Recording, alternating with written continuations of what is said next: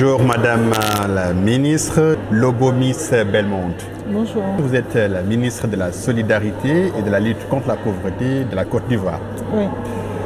Merci d'être là. Qu'est-ce que le Covid a pu vraiment faire un peu en termes d'entrave par rapport aux soins? Je dirais que dès les premières heures de la pandémie à Covid, il y a eu un relâchement, mais très vite. Le gouvernement ivoirien a pris des mesures pour permettre à l'économie de reprendre, pour permettre aux différents ministères de continuer à mener à bien les actions. C'est vrai que la zone nord-est, avec le Burkina et le Mali, il y a eu, je ne dirais pas un relâchement, mais en plus de la pandémie à Covid, il y a eu les attaques terroristes. Ça freinait un peu les activités dans cette zone, mais tout a repris. Et je dirais qu'un accent particulier sera mis pour cette année 2022 pour cette région. Alors, en termes de réalisation, qu'est-ce qu'on peut avoir de concret sur le terrain des réalisations de SWED en Côte d'Ivoire, votre pays? Bon, de concret, je dirais de concret, ce que nous avons fait, c'est d'abord l'appui alimentaire, permettre à plus de 2000 jeunes filles d'avoir cet appui alimentaire. Nous savons tous les raisons qui poussent certaines familles à garder la jeune fille, ou je dirais la petite fille, puisqu'elles sont encore adolescentes, la petite fille à la maison. Nous avons les difficultés à nourrir l'enfant, donc l'appui alimentaire a été fait.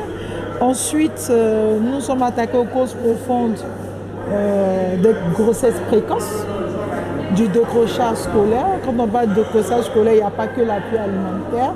Nous avons aussi la précarité au niveau des menstrues de la jeune fille, qui pour nous est une priorité en Côte d'Ivoire. Permettre à ces jeunes filles-là qui ont ces menstrues de manière, je dirais, tôt. Nous savons qu'en zone rurale, nous avons déjà les vulnérabilités. Permettre à ces filles-là de elles-mêmes les fabriquer. Et ça, ce sera le challenge pour 2022.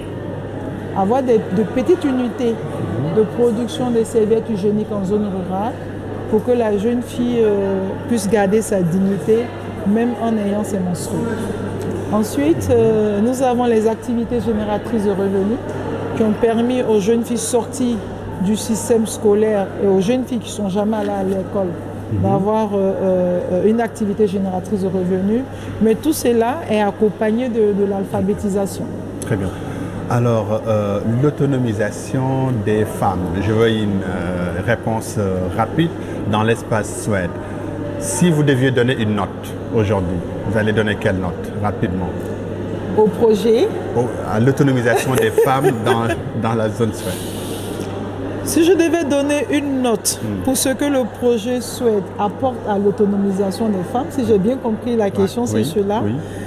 Ben, je dirais que pour moi, l'autonomisation, le projet SWED dans l'autonomisation des femmes est la clé des possibles.